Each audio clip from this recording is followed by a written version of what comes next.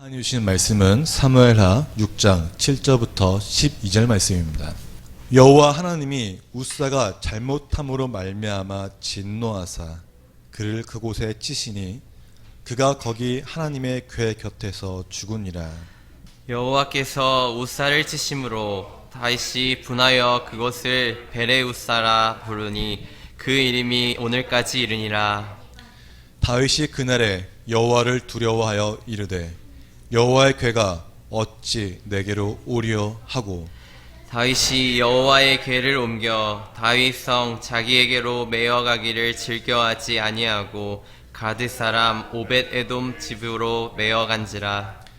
여호와의 궤가 가드 사람 오벳에돔의 집에 석 달을 있었는데 여호와께서 오벳에돔과 그의 온 집에 복을 주시니라. 어떤 사람이 다윗 왕에 아뢰어 이르되 여호와께서 하나님의 궤로 말미암아 오벳에돔의 집과 그의 모든 소유를 복을 주셨다 한지라. 다윗이 가서 하나님의 궤를 기쁨으로 메고 오벳에돔의 집에서 다윗성으로 올라갈세. 이는 하나님의 말씀입니다. 아멘. 다 함께 잘 앉겠습니다. 5월은 거룩한 가정을 세우라 라는 주제로 말씀을 전하고 있습니다. 그리고 오늘은 집에 복을 주시니라 하는 제목으로 은혜의 말씀 나누고자 합니다. 우리는 복을 참 좋아합니다. 그죠? 네. 자, 하나 문제를 내보겠습니다. 우리나라에 있는 관광지나 유명한 곳을 가면은 꼭 하나가 이것이 있습니다. 하나 꼭 있는 것 같아요. 이게 뭔지 혹시 아십니까? 네, 맞습니다. 어디를 가는지 제가 가보니까 동정을 던지는 행운의 뭐가 있고 또 복을 기원하는 뭐가 항상 있더라고요. 제가 며칠 전에 그 광명시에 있는 광명동을 갔었습니다. 이제 그것도 이렇게 시원한 곳으로 걸어가는데 먼저 가다 보니까 첫 번째 관문에 이런 게 있더라고요. 어떤 희귀한 물고기를 놓고서 이 물고기가 복을 기원하는 물고기라고 적혀 있는 겁니다. 그때 옆을 보니까 어떤 생물인데 이것도 복을 기원하는 뭐뭐라고 적혀 있는 것입니다. 사람들이 그 앞에 이렇게 좀 이렇게 뭔가 이렇게 할 수 있게 해놨더라고요, 이렇게요. 이 탄광을 리모델링해서 관광지가 된 이곳이 그 어떤 사람들에게 복을 받길 원해서 당신이 이걸 만지면 이걸 보면은 복이 올 것입니다라는 걸 통해서 사람들에게 기분을 좋게 하고 또 나도 복을 받을 수 있다는 그 희망을 준다는 것이에요. 제가 이걸 보면서 이런 생각했어요. 안 믿는 자들도 복이 하늘에서 나에게 임하는구나, 내려온다는 것을 사람들이 알고 있다는 걸 생각하게 됩니다. 근데 복을 분명히 주시는 분이 계십니다. 복을 누가 주시나요? 네, 하나님이 주십니다.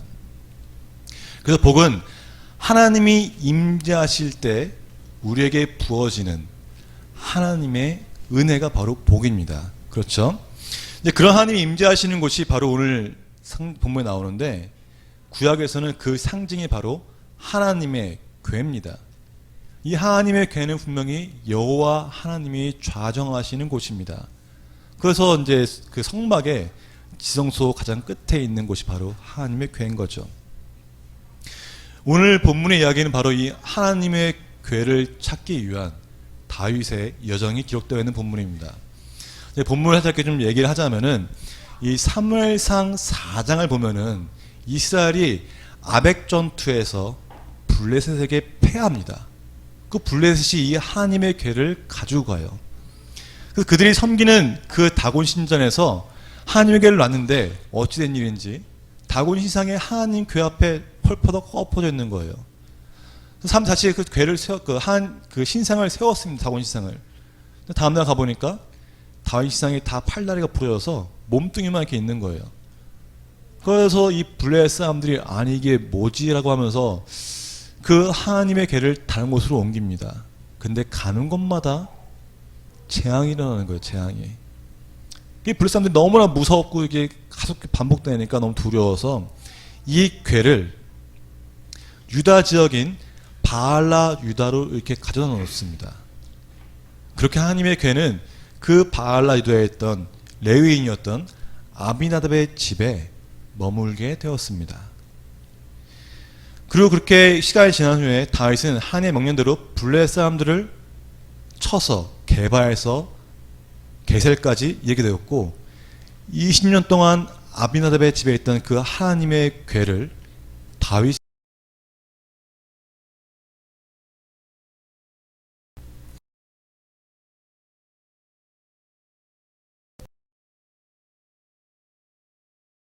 입니다. 그래서 이 아들들은 하나님의 궤를 수레에 싣고 나오는데 나곤의 타작마당에서 소들이 뛰니까 우사가 손으로 하나님의 궤를 붙들자 전능하신 하나님은 우사가 바로 직사했습니다. 그곳을 베레스 우사라 부르고 여호와를 두려워하여 다윗성으로 가기를 즐겨하지 아니하고 오벳 에돔의 집으로 갔다 하고 성경에 기록되어 있어요. 그렇게 여호와께가 오벳 에돔 집에 석 달 동안 있었는데 여호와께서 오벳 에돔과 그의 온 집에 복을 주셨다는 소식을 듣고 다윗이 다시 그 하나님의 궤를 다윗성으로 가지고 간다는 내용이 바로 오늘 본문의 내용입니다. 오늘 이해하시겠죠? 근데 저는 이제 여기서 본문을 통해서 이 아비나답의 가정과 오벳 에돔의 가정을 좀 살펴보고 하나님의 복을 받는 가정에 대해서 나누고자 합니다. 자, 이 아비나답은 하나님의 궤를 무려 20년 동안 지키고 있던 자입니다. 20년 동안 지켰어요. 그런데 아비나답이 그 가정이 그 집이 복을 받았다는 기록이 성경 어디에도 있지 않습니다. 알고 계신가요? 또 반대로 아비나답은 그렇게 했지만 오벳 에돔은 석 달 동안만 갖고 있었는데 불구하고 그 석 달을 가지고 있던 그 오벳 에돔의 집에 하나님이 복을 주셨다고 기록되어 있습니다. 단순히 이 오벳 에돔이 그냥 그 가정만 그 집만 복을 받은 것이 아니에요. 이 복에 대해서 역대상 26장에 아주 상세하게 기록되어 있습니다. 한번 읽어볼까요? 오벳 에돔의 아들들은 맏아들 스마와 둘째 여호사밧과 셋째 요아와 넷째 사갈과 다섯째 느다넬과 여섯째 암미넬과 일곱째 이사갈과 여덟째 브렐델리느와 하나님이 오벳 에돔에게 복을 주었습니다. 그의 아들 스마야도 두어 아들을 낳았으니 그들의 조상의 가문을 다스린 자요 큰 용사라. 스마야의 아들들은 오드니와 르바엘과 오벳과 엘리사밧이며 엘사밧의 형제 엘리후에 사망하는 능력 있는 자이니 이는 다 오벳 에돔의 자손이라. 그들과 그의 아들들과 그의 형제들은 다 능력이 있어 그 직무를 잘하는 자이니 오벳 에돔에서 난 자가 62명이며 라고 기록되어 있습니다. 이 그 당시에 오벳 에돔 집만 복을 받은 것이 아니라 오벳 에돔의 아들과 그 아들들까지 쭉 이어서 복을 받았다는 것이에요. 큰 능력 있는 자라고 성경에 기록되었습니다. 근데 그런데도 불구하고 그렇지만 이 오벳 에돔의 집과 비교해서 아비나답 아들 우사는 어땠나요? 하나님의 궤를 만지자마자 그 자리에서 죽었습니다. 그 또 한 명의 아들 아히오에 대해서는 본문에 단 한 번 등장하고 그 이후에는 성경에 등장하지 않습니다.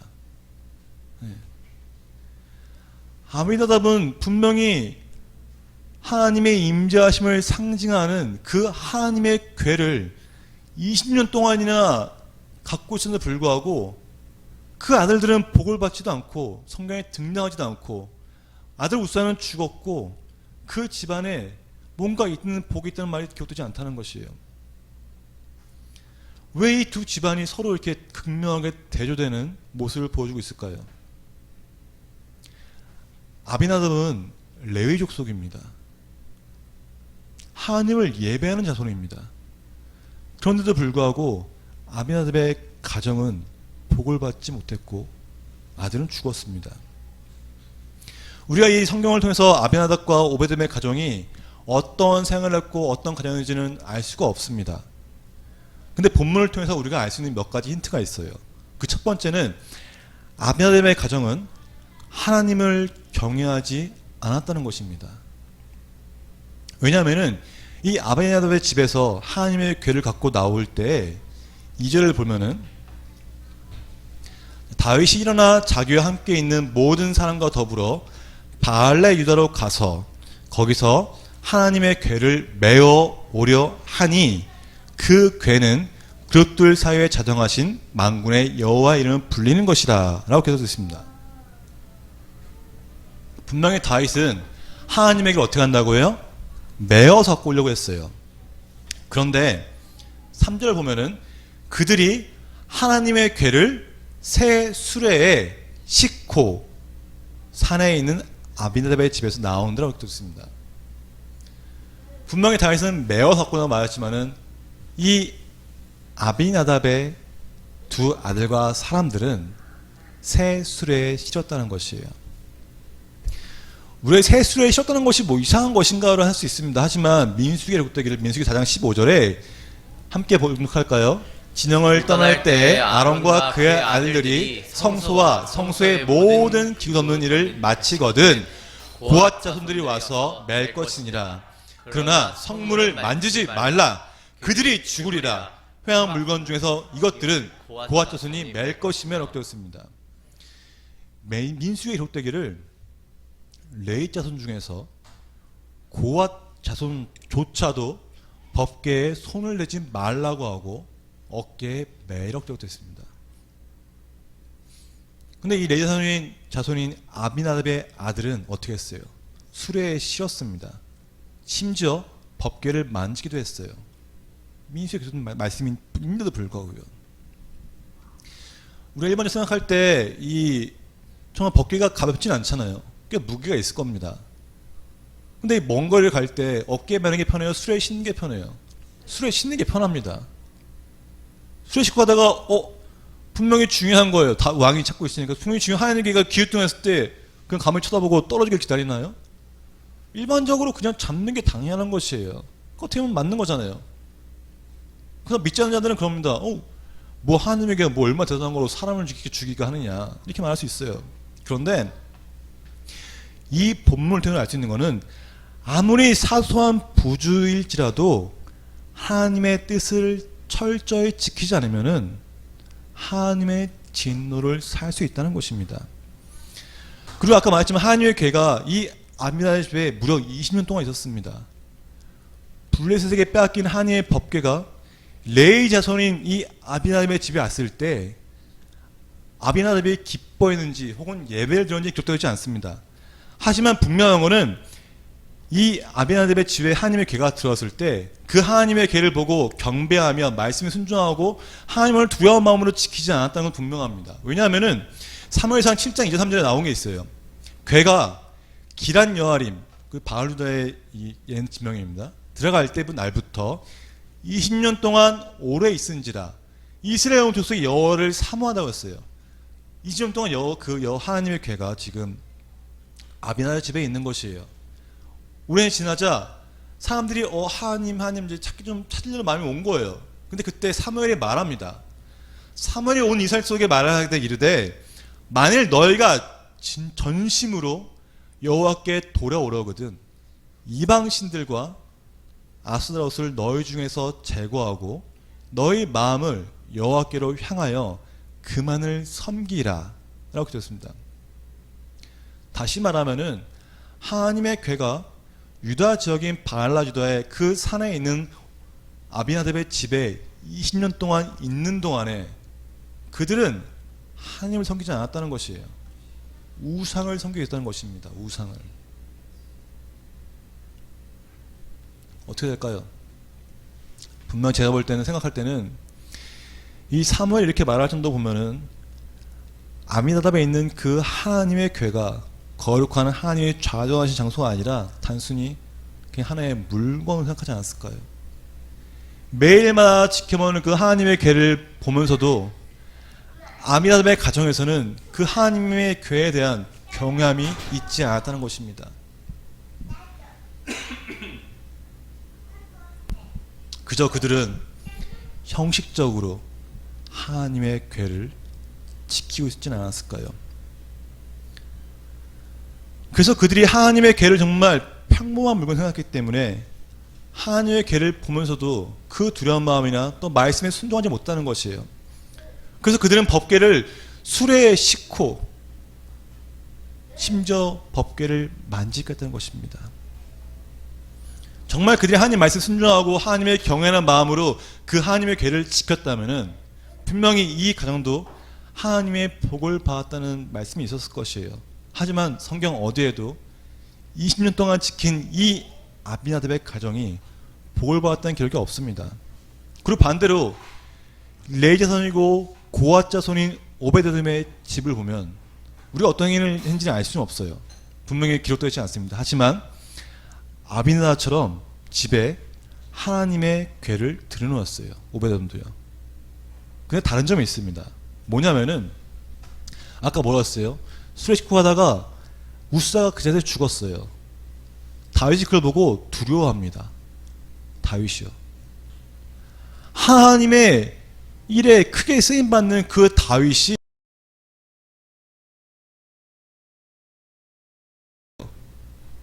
다윗성으로 가기 위해서 앞에서 풍화 올리고 춤추며 노래하면서 길 가던데 그 우사 죽자마자 두려워합니다. 그걸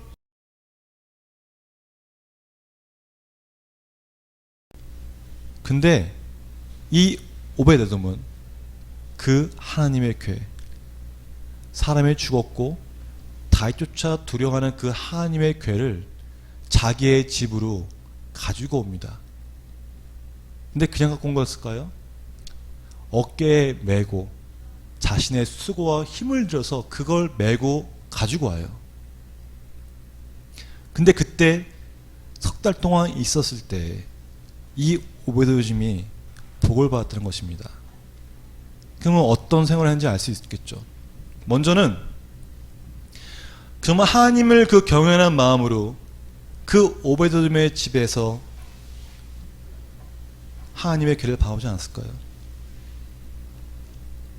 이미 수레에 있던 그 하나님의 궤를 오베데돔이 자신의 힘을 들여 수고를 들여 시간을 들여서 가지고 왔을 때부터 이미 그 하나님의 궤를 바라보는 그 오베데돔의 시각이 달랐을 거라 생각합니다. 하나님을 경외하는 마음으로 가져왔을 것이고 매일마다 그 하나님의 궤를 보면서 가족들에게 말했겠죠. 야, 이게 하나님의 궤란다. 하나님 보면 하나님을 경외하는 마음으로 하나님의 말씀 순종하는 마음으로 하나님 앞에 거룩하게 서야 한다고 가르치지 않았을까요? 단지 석 달에 있음에도 불구하고 오베데돔의 그 대대손으로 복을 받았다는 것입니다.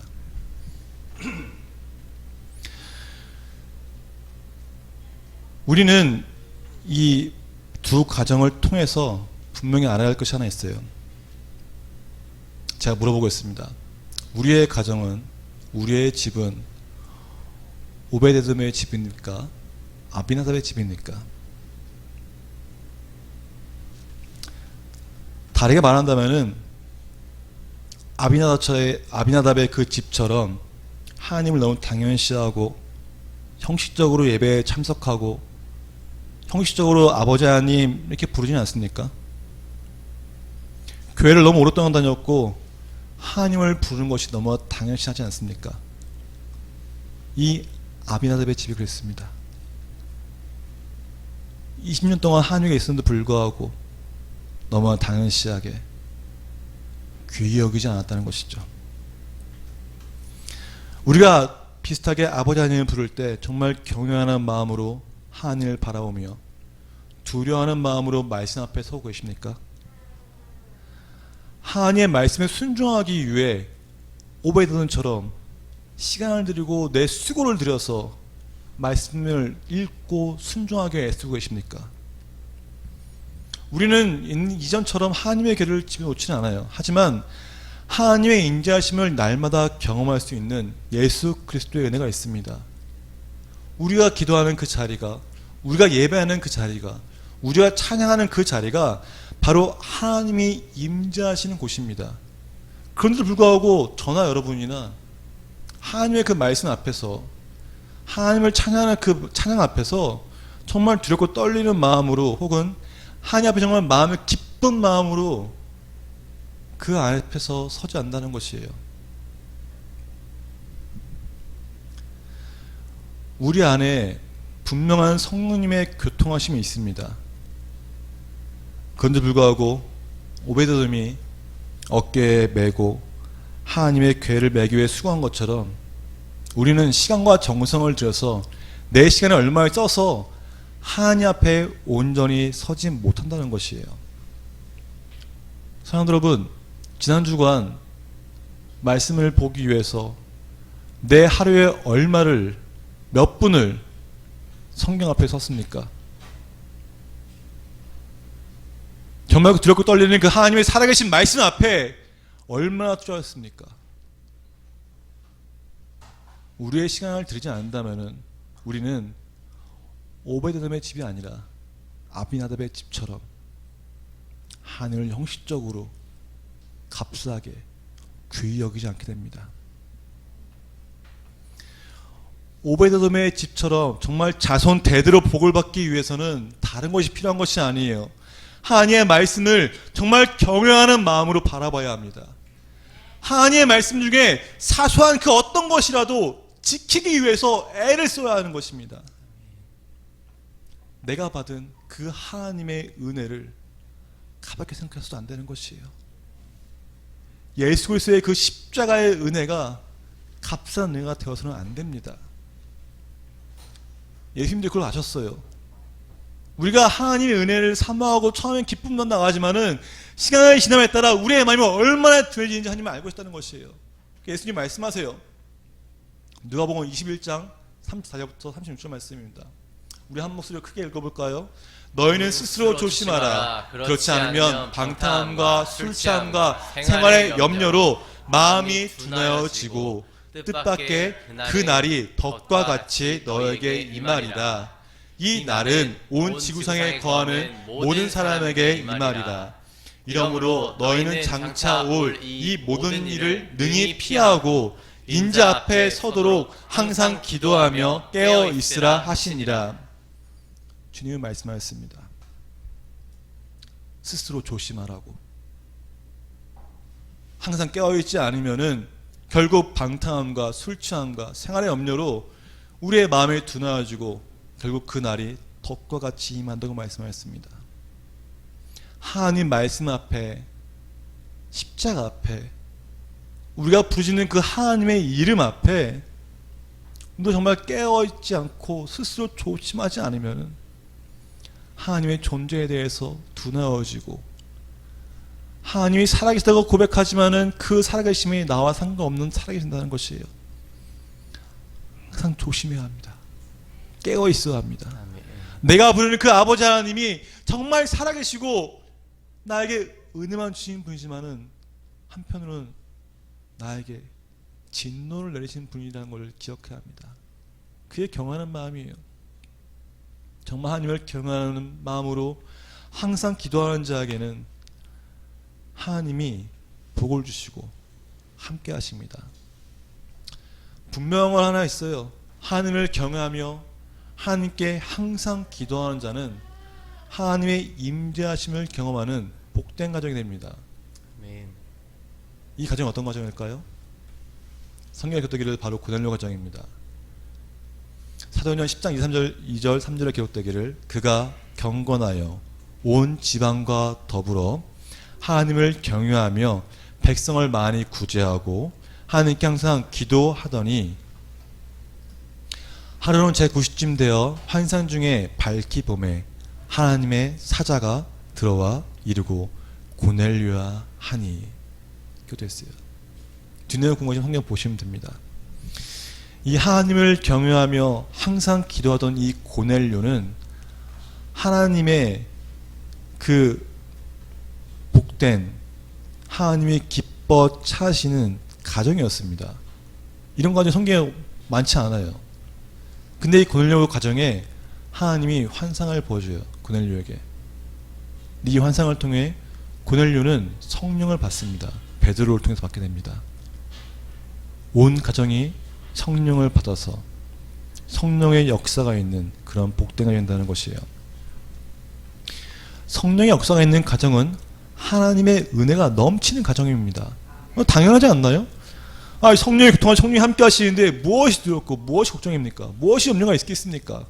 성령이 함께 하시는데 그 복된 가정이 바로 성령님이 함께 하시는 가정이라는 것이에요. 아멘. 그것이 바로 가정의 복이 임하는 방법입니다. 사랑하는 베드로 성도님들, 우리 성도님의 가정에도 하나님의 말씀을 귀히 여기고 시간을 내는 수고를 통하여서 하나님의 말씀을 듣고 레마의 말씀을 받아 순종하면 자손 대대로 복을 받는 귀한 가정이 될 것을 주의 이름으로 축원합니다. 아멘. 기억하십시오. 하나님의 그 거룩한 이름을 헛되이 부르지 마십시오.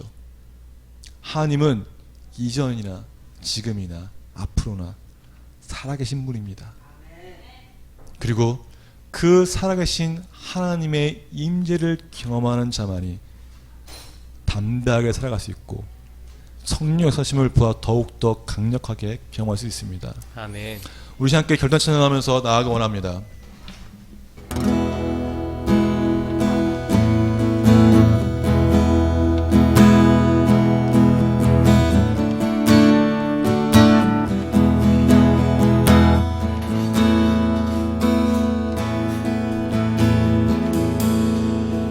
하늘의 문을 여소서, 이곳을 주목하소서. 주를 향한 노래가 꺼지지 않으니 하늘을 열고 보소서. 이곳에 임재하소서. 주님을 기다립니다. 기도의 향기가 하늘에 닿으니 주여 임재하여 주소서. 이곳에 오셔서 이곳에 앉으소서. 이곳에서 드리는 예배를 받으소서. 주님의 이름이 주님의 이름만이 오직 주의 이름만 이곳에 있습니다. 그런 기도를 원합니다. 아버지 하나님, 내가 기도하는 그 자리가, 내가 말씀 묵상하는 그 자리가 하나님의 임재를 경험하는 자리가 되시고, 하나님 임재를 통해 우리 가정이 내가 드리는 그 예배의 자리가 거룩한 자리가 되어서 거룩한 가정을 사용할 수 있도록 성령님이여 함께 하시고 도와달라고 우리 함께 주여 부르고